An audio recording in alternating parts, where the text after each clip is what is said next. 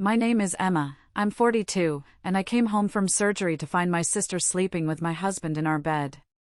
Before I tell you how I exposed their disgusting, calculated plan in front of my entire family and took back everything, let me know where you're watching from in the comments. The silence was the first thing I noticed. It was a deep, unnatural quiet that felt wrong in my bones. After being discharged from the hospital a day ahead of schedule, weak and sore from an appendectomy, I expected to walk into some semblance of life. The low hum of the TV, maybe the sound of David, my husband, on a work call. He was supposed to be working from home to take care of me. My younger sister, Melissa, who had been our house guest for 6 long months, was supposed to be out pounding the pavement, looking for a job. But the apartment was utterly still.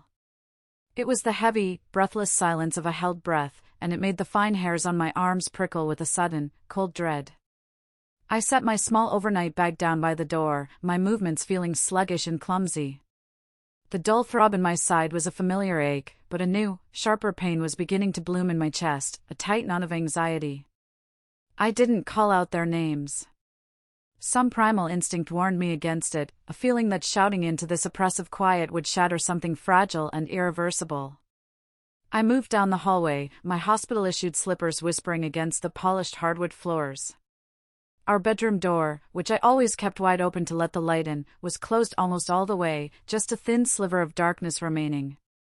As I drew closer, I heard it. A soft murmur, a sound I couldn't quite place, followed by a low, throaty laugh. It was Melissa's laugh. The one our parents always described as tinkling, like a set of delicate wind chimes. But hearing it now, from behind my bedroom door, it sounded like shattering glass. My blood ran cold, a glacial sludge in my veins. My hand felt disconnected from my body as I reached out and pushed the door open. And there they were. In my bed. In the big, 4-poster bed David and I had spent a whole weekend assembling 5 years ago, laughing and fighting over the instructions. The crisp, clean sheets I had put on just before I went into the hospital were a tangled, chaotic mess around their bodies. They didn't see me at first. They were lost in their own sordid little world, David's head buried in the crook of Melissa's neck, her fingers tangled in his hair. The betrayal was so absolute, so visually obscene, that it felt like the air had been sucked out of the room. It wasn't just my husband of 10 years. It was my own sister. The sister I'd taken in without question when she'd lost her job and had nowhere else to go. The sister whose bills I had been paying. The sister who ate my food and wore my old sweaters. My first impulse wasn't to scream or to throw something. It was a strange, terrifying calm, a sensation of floating outside my own body. It was as if a switch had been flipped inside my brain, shutting down all emotion to prevent a catastrophic overload. I noticed the way the afternoon sun slanted through the blinds, illuminating the dust motes dancing in the air. I saw the pile of David's work clothes slung over the armchair in the corner. I saw Melissa's cheap, trendy jeans pulled on the floor next to my side of the bed. Then, David shifted, lifting his head. His eyes, hazy with pleasure, met mine over Melissa's bare shoulder. The change was instantaneous. Panic, pure and undiluted, wiped the lazy satisfaction from his face. He froze like a startled animal, his mouth falling open, a silent O of disbelief. Melissa, feeling him go rigid, turned her head, a questioning look on her face. Her expression morphed from contentment to wide-eyed horror in a split second. "Emma," she breathed, her voice a guilty whisper as she scrambled to pull the sheet up to her chin. I said nothing. I just stood there, letting the silence stretch and thicken, letting them choke on it. I wanted them to see my face.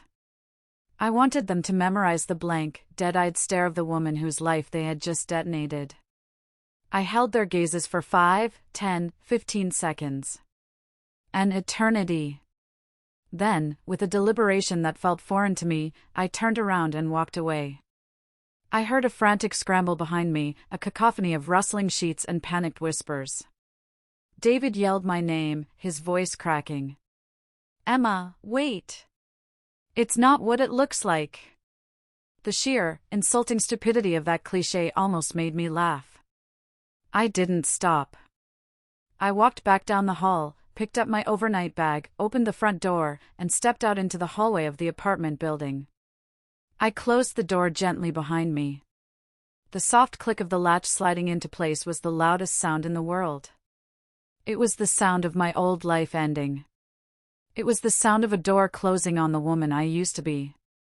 I somehow made it down to my car, my hands shaking so violently I could barely fit the key into the ignition. When the engine finally turned over, I just drove. I had no destination.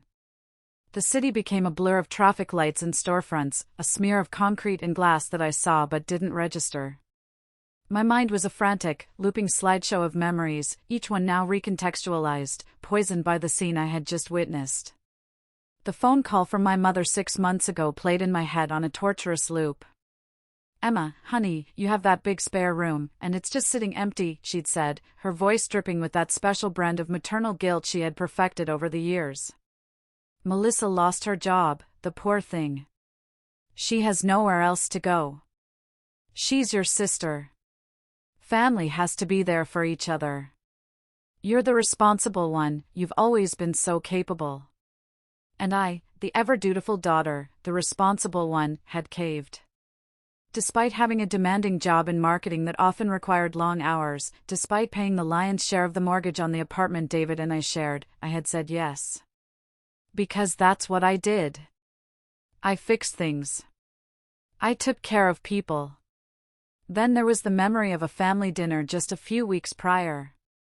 I'd just received a major promotion at work, a huge milestone I had been working towards for years. I was now a senior director, with a significant salary increase. But did we celebrate my success? No. My parents, with David nodding along enthusiastically, spent the entire dinner gushing about how resilient Melissa was. "She's using this time off to really find her creative side," my mother had cooed. "She's thinking of starting a blog. She's got a real spark," that one, David had added, giving Melissa's arm a squeeze that lasted just a second too long. I'd felt a prickle of irritation then, a familiar feeling of being overlooked, of being the sturdy, boring foundation upon which the more interesting members of my family could stand. Now, that memory felt sinister. Their shared glances, their inside jokes that I was never privy to, it had all been happening right in front of me. I had paid for the very food on the table where they had silently mocked me. My sacrifices paraded through my mind. I'd used the bulk of a small inheritance from my grandmother to make a larger payment on our mortgage, an investment I thought David and I were making in our future together. I'd worked late nights to cover our bills when David's freelance graphic design work was in a lull. I'd hosted every Thanksgiving and Christmas, planning and cooking for days, because Melissa was too stressed with the job hunt and David was just not a planner. I was the bedrock. The dependable, reliable, boring bedrock they had built their secret, sordid little world on top of. And they had just dynamited the foundations. The dull ache in my side from the surgery had escalated into a raging fire, but the emotional agony was a physical weight, a crushing pressure on my chest that made it impossible to breathe. I swerved into the parking lot of a deserted strip mall, the tires crunching on loose gravel. I slammed the car into park, and finally, the unnatural calm that had enveloped me shattered into a million pieces. A sob ripped through me, a raw, animal sound of pure pain. I slumped over the steering wheel, my forehead pressing against the hard plastic, and I wept. I wept for the woman who was so desperate to be a good daughter, a good wife, a good sister, that she never stopped to ask if they were good to her. I wept for my own willful blindness. I wept until my throat was raw, my eyes were swollen shut, and there were simply no tears left. When it was over, there was only a hollow, echoing emptiness. The rage was gone. The grief was gone. In their place was something new. Something hard, and cold, and terrifyingly clear. It was resolve. I pushed myself upright, wiped my tear-streaked face with the back of my hand, and looked at my reflection in the rearview mirror. The woman staring back was a stranger. Her eyes were puffy and red, but they weren't weak. They were flinty. They were done. I took a deep, shuddering breath. Then I picked up my phone. My hands were steady now. I had one call to make. Olivia? I said, my voice raspy but firm. It's me. Something's happened. There was a brief pause on the other end. Olivia, my best friend since we were college roommates, a shark of a divorce lawyer, and the most fiercely loyal person I knew. Emma? You sound awful. Are you okay? Where are you? I will be, I said, and the certainty in my own voice surprised me. But I need a place to stay. And I need a lawyer. My door is always open, you know that, she said, her tone shifting seamlessly from concerned friend to focused professional. Get over here. Don't go back to the apartment. Don't talk to them. Just come here. We'll figure this out. The right way. Walking into Olivia's sleek, minimalist apartment on the other side of town felt like stepping through a portal into another reality. It was clean, organized, and blessedly calm, everything my life was not. She took one look at my ravaged face, pulled me into a fierce hug that said everything words couldn't, and then steered me towards her plush sofa. She handed me a glass of water and 2 ibuprofen without a word. First, you rest, she said, her voice soft but firm.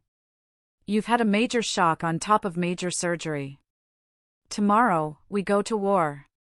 I slept on her comfortable guest bed for 10 hours, a deep, dreamless sleep of pure physical and emotional exhaustion. When I woke up the next morning, the sun was streaming through the window. For the first time in as long as I could remember, I didn't feel the immediate, pressing weight of anyone else's needs or expectations. There was only one thing on my mind, taking back control. Olivia was already at her kitchen island, her laptop open, 2 steaming mugs of coffee waiting. She looked at me, her expression a mixture of sympathy and steel. Ready? I nodded, taking a sip of the strong, black coffee. It felt like pouring fuel on the cold fire in my belly. Ready. Okay, she said, turning her laptop towards me. Here's the battle plan. We act fast, and we act decisively. Before David has a chance to spin his narrative, manipulate you, or move any assets. The first thing we do is build a financial fortress around you. This isn't about revenge, Emma. This is about strategy. For the next hour, Olivia, my brilliant lawyer friend, walked me through it. She laid out a series of precise, legal steps designed to protect me and neutralize them. My first call was to my company's HR department. I was surprised by how steady and professional my voice sounded. Good morning, this is Emma Lawson. I need to update my direct deposit information, effective immediately. I read off the account number for a new personal checking account Olivia had helped me open online just moments before. My next salary payment, a significant one thanks to my recent promotion, would not be landing in the joint account David had access to. That was the first brick in my new fortress. Step 2 was a series of calls to our financial institutions. With Olivia coaching me on the exact terminology, I called the customer service line for our shared credit cards. I'm reporting my cards as lost or stolen, I said, the lie feeling like a small taste of justice. I requested the account be frozen and a new card issued only to me, sent to a new address, Olivia's address.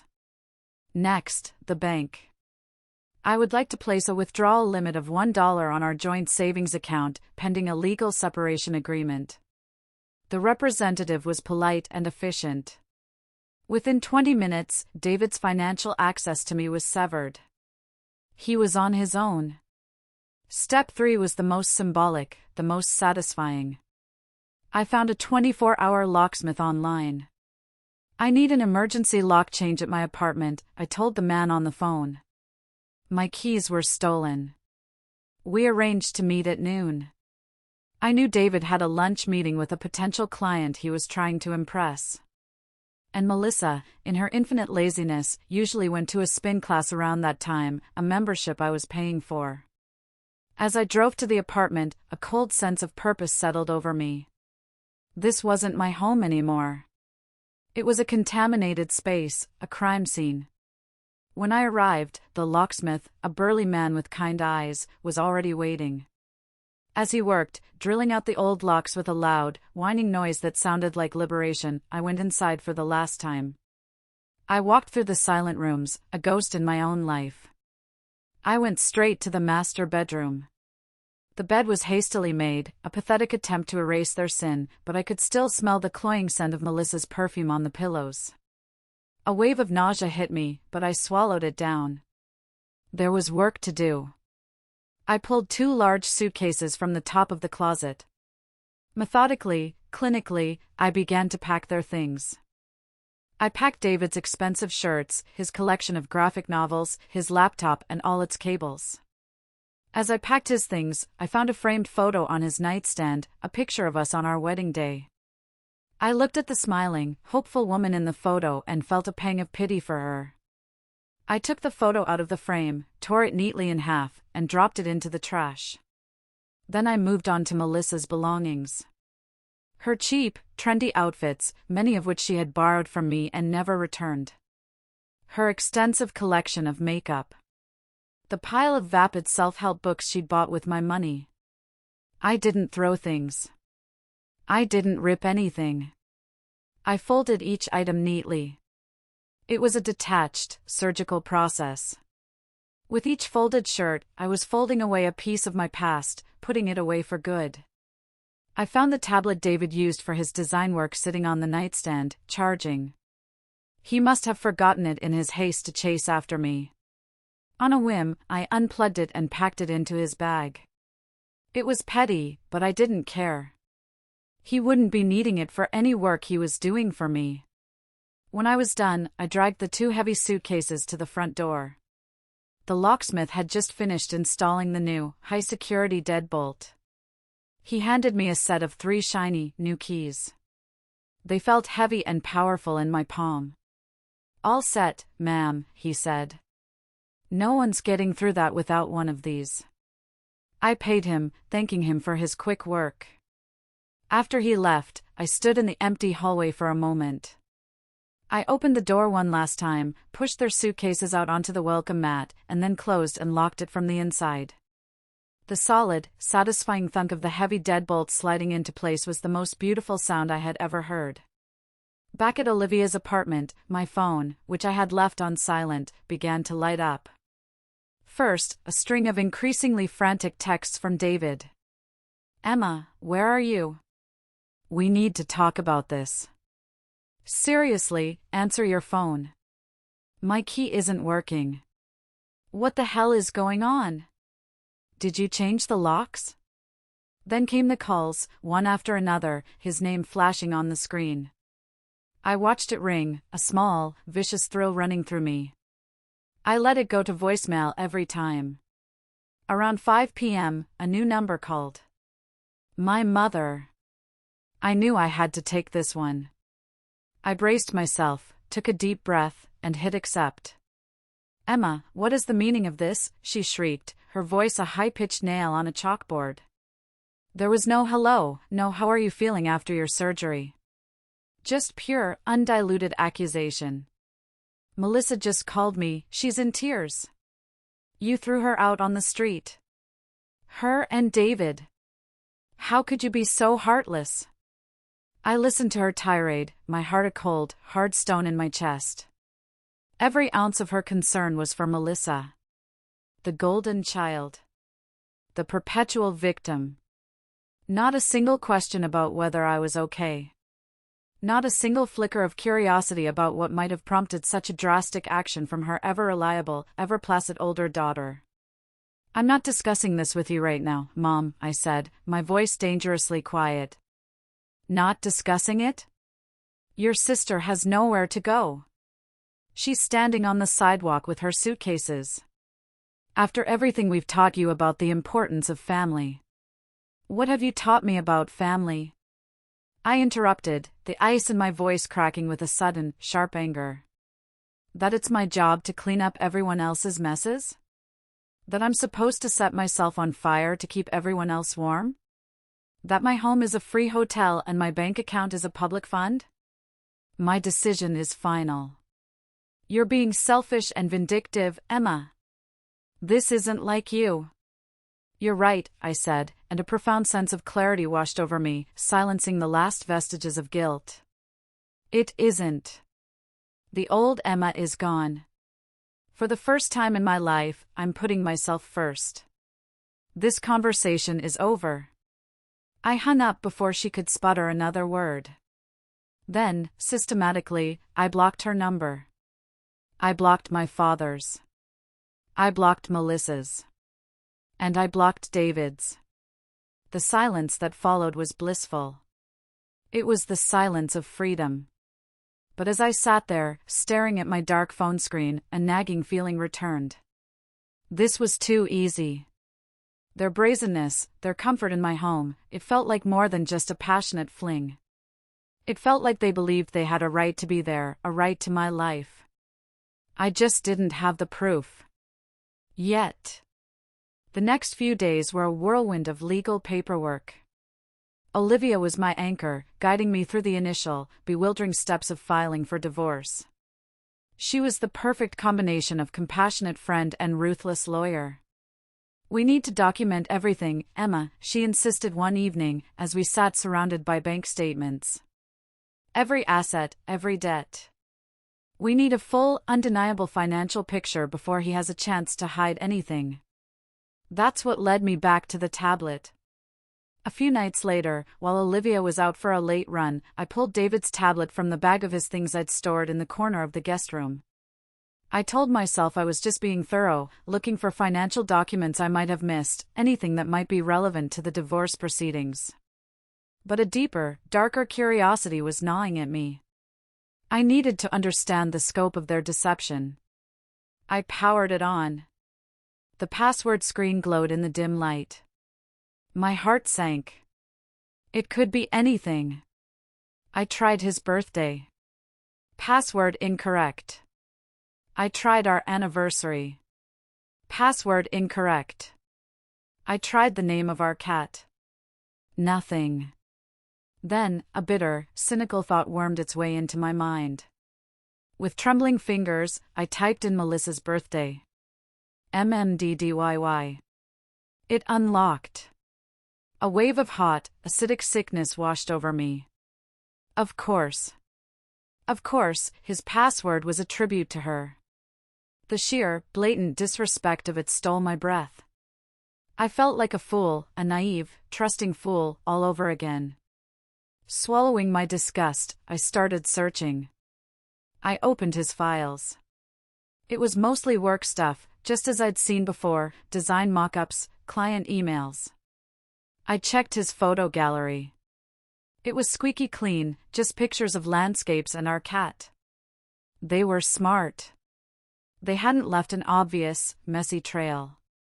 I was about to give up, feeling defeated, when Olivia's voice echoed in my head. People are lazy. They think they're clever, but they always leave a trace. Check the places they forget about, the trash, the archives, the drafts. I opened his cloud storage drive, which was still synced to the device. I meticulously checked the trash folder. Nothing. I checked the archives. Empty. My heart began to sink. Then I saw a folder labeled simply drafts. It was mostly half-finished, unsent emails to clients. But as I scrolled to the bottom, one file, created several months ago, caught my eye. It had a strange, innocuous name, The Plan. My fingers trembled as I tapped on it. It wasn't an email. It was a note. A long, detailed, horrifying note. It was a timeline. And as I read it, the floor didn't just drop out from under me, the entire building collapsed. It was all there, in cold, hard, black and white. A meticulously crafted plan, written by David, for Melissa. It detailed how they would orchestrate her moving in with us. It talked about how he would encourage me to use the windfall from my grandmother's inheritance to pay off the remaining mortgage on the apartment. The note was chillingly specific, a roadmap to my financial ruin. Just have to be patient for another 6 months, babe, one line read. Once she pays off the house with the inheritance money, it's fully a marital asset, free and clear. We file for divorce then. With her big new promotion and salary, and my struggling artist act, the judge will have no choice but to award me half the value of the home. We'll force a sale, split the money, and we can finally get that little place by the coast. Another section detailed how Melissa should play the part of the supportive, struggling sister to keep me from getting suspicious. Just keep telling her how grateful you are, how you don't know what you'd do without her. She eats that stuff up. She's so focused on being the responsible one, she'll never see it coming. I had to read it 3 times, my eyes scanning the words over and over, before my brain could fully process the sheer, calculated evil of it. This wasn't just a betrayal. This wasn't just an affair. This was a long con. This was conspiracy to commit fraud. They hadn't just cheated on me, they had been actively plotting to strip me of my home, my savings, and my inheritance. My kindness, my sense of family duty, my generosity, they had seen it all as a fundamental character flaw, a weakness to be systematically exploited for their own gain. The feeling in my gut wasn't just heartbreak anymore. It was a cold, pure, diamond-hard fury unlike anything I had ever known. This document. This was everything. This was the truth. This was my weapon. With a hand that was now perfectly steady, I connected the tablet to Olivia's wireless printer. I printed 2 copies of the entire multi-page note. Then, for good measure, I took clear, high-resolution pictures of the screen with my phone. I held the printed pages in my hand, the paper still warm from the printer. This was my proof. This was my power. And I knew exactly when, and where, I was going to detonate it. A week later, the call I had been waiting for came. It was my father. I had unblocked his number, anticipating this exact move. His voice was different this time. Not shrieking with anger, but heavy with a paternal, condescending disappointment that was somehow even more infuriating. "Emma," he said, his voice a low sigh. "Your mother and we've been talking. We think this has gone on long enough. This silence, this fighting, it's tearing the family apart. We need to sit down, as a family, and talk this through. All of us. This Sunday, at our house. For dinner." I could hear the unspoken words hanging in the air like a thick fog. This is your chance to apologize. This is your chance to be the bigger person and fix the mess you made. They were summoning me to a tribunal, a kangaroo court where I would be the one on trial. They wanted to use the immense, suffocating weight of family to crush me into submission, to make me forgive and forget so they could all go back to their comfortable, dysfunctional normal. "Okay, Dad," I said, my voice perfectly even, betraying none of the triumphant rage singing in my veins. "I'll be there." He sounded audibly relieved. "Good. That's my girl. We'll see you at 6. He had no idea what was coming. They thought they were setting a trap for me.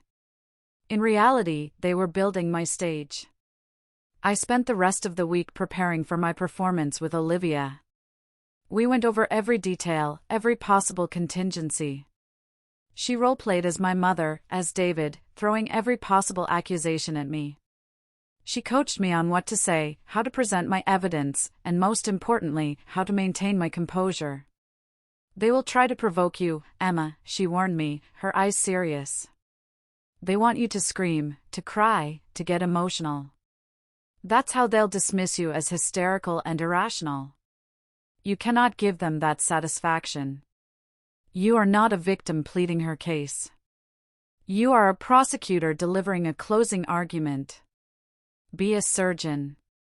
Cold, precise, and lethal." On Sunday, I chose my armor carefully. A simple, impeccably tailored navy blue sheath dress. Professional. Unimpeachable. I pulled my hair back into a sleek, severe bun at the nape of my neck. I did my makeup with a steady hand, a touch of dark eyeliner to make my eyes look sharp, a neutral lipstick that meant business. When I looked in the mirror, I saw a woman who was in complete and utter control. In my leather portfolio, I had 2 sets of documents, each in its own clear plastic sleeve. The first was a small collection of tasteful but undeniable photos of David and Melissa together, kissing at a restaurant, holding hands in a park, all dated months before she had supposedly lost her job, all sent to me by a mutual friend who could no longer stomach their public displays of disrespect.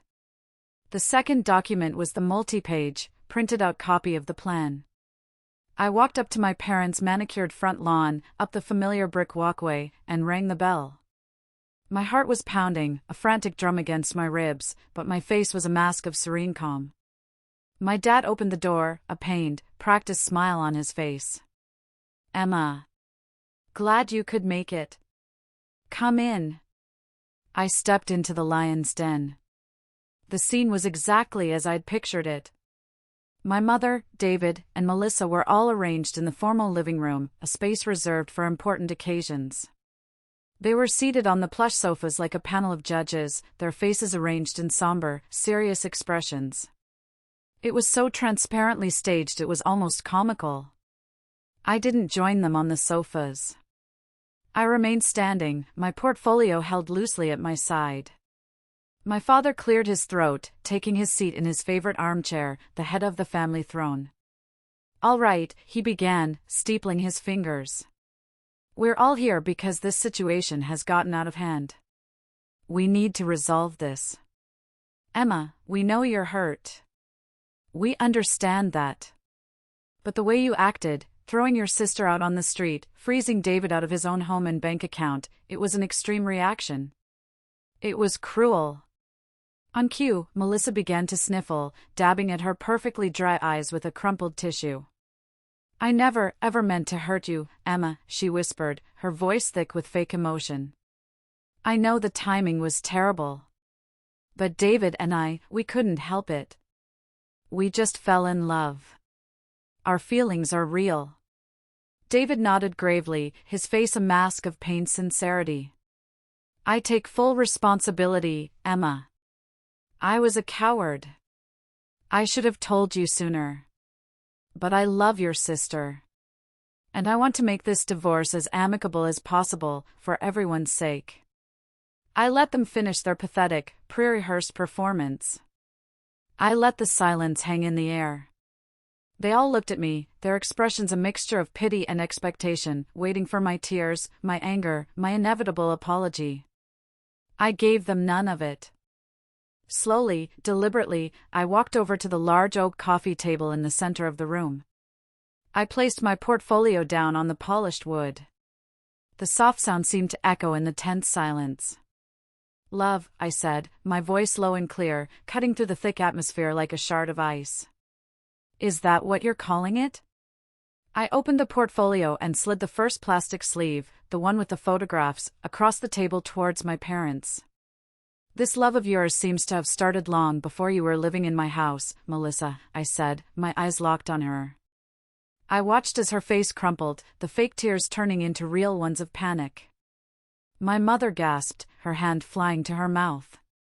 My father's face went pale, his paternal confidence beginning to crumble. David started to bluster, his voice rising. "Now, Emma, those photos can be taken out of context. We were just friends then." "Oh, I don't think so," I said, cutting him off with a sharp, dismissive wave of my hand. "But you're right. Let's talk about context. Let's talk about something much more important than a cheap, sordid affair." I reached into the portfolio again. This time, I pulled out the second document. The pages of the plan. "Let's talk about this," I said, fanning the pages out on the table like a winning poker hand. "I believe you called it the plan, David." I watched their faces as the title registered. It was a beautiful, terrible sight.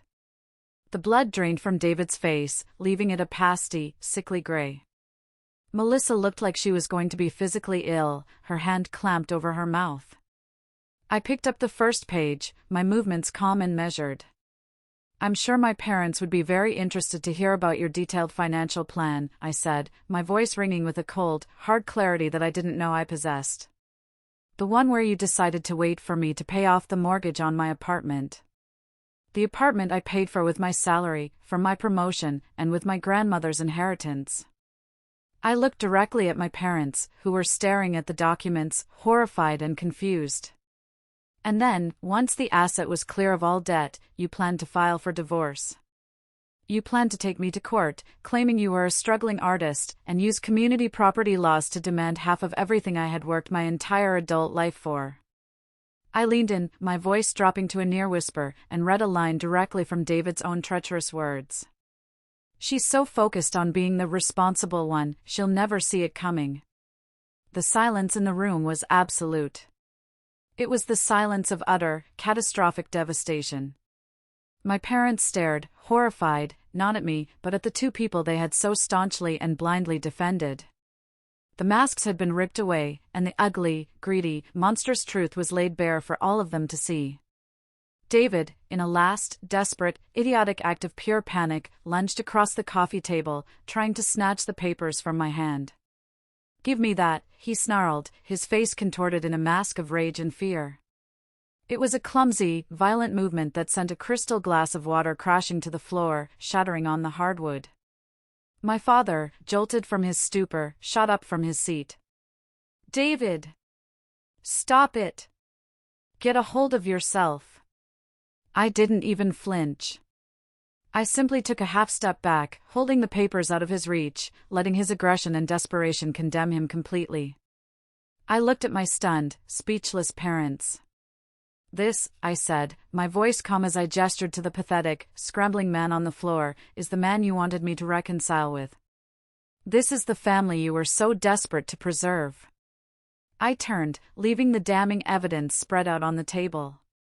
Without another word, I walked towards the front door. No one tried to stop me this time. As my hand closed on the doorknob, I heard my mother's voice, no longer shrieking, but a broken, horrified whisper. "Melissa, how could you?" It was no longer a question of my cruelty. It was a question of theirs. I had not just won an argument. I had shattered their entire false reality. I closed the door behind me and walked out into the cool evening air, breathing freely for the first time in years. The drive back to Olivia's was quiet. There was no triumphant fist pumping. There was no rage, no tears. Just a profound, bone-deep sense of release. The immense weight I had carried on my shoulders for my entire life was finally, blessedly, gone. The divorce was swift. With Olivia's ruthless expertise and the undeniable, documented proof of conspiracy to commit fraud, David had no leg to stand on. He didn't get half the apartment. He didn't get a penny of my inheritance or my savings. He walked away with his suitcases of clothes and a mountain of legal debt from his own failed lawyer. The apartment, my apartment, remained mine, free and clear. My relationship with my family was fractured, perhaps permanently. My final communication with them wasn't a tearful confrontation, but a short, clear email I sent to my parents a week after the disastrous dinner. "I need space and time to heal from the profound damage that has been done," I wrote. "The trust one had has been completely destroyed. I will reach out when, and if, I am ready. Please respect my boundary." For the first time, I had set a boundary they could not cross, because I was the one holding all the power. I decided to sell the apartment. There were too many ghosts, too many painful memories etched into the very walls. I sold it, made a tidy profit in the seller's market, and bought a smaller, brighter condo in a different part of the city. It had a balcony that overlooked a park, and it was a place that was entirely, unequivocally mine. Filled with my things, my peace, my future. Healing wasn't a straight line. There were days of simmering anger, and days of deep, aching sadness for the family I thought I had. On Olivia's advice, I started going to a support group for people navigating difficult, high-conflict divorces. It was there, in a circle of mismatched folding chairs in a community center basement, over cups of stale coffee, that I learned I wasn't alone. It was there I learned that my story, while uniquely painful, was a story of strength. And it was there, a few months later, that I met James. He wasn't a knight in shining armor who rode in to save me. He was a quiet, kind architect with a gentle smile and sad eyes that held his own story of betrayal. We started talking after a meeting one night, bonding over the shared, absurd details of our legal battles. He listened to my story not with pity, but with a deep, validating empathy. And for the first time, I felt safe enough to listen to his. Our first date was coffee on a Saturday morning. We talked for 3 hours. It was easy, natural. He didn't try to fix me or save me. He just saw me. And for the first time in a very long time, I felt seen for who I was, not for what I could provide for someone else. It's been a year now since that awful day. My life is quiet, and it is beautiful. My work is thriving. Without the constant drain of my family's drama, I have more energy and creativity than ever before. My small balcony is now a lush garden of herbs. The smell of fresh basil and rosemary fills my kitchen when I cook for myself, or sometimes, for James.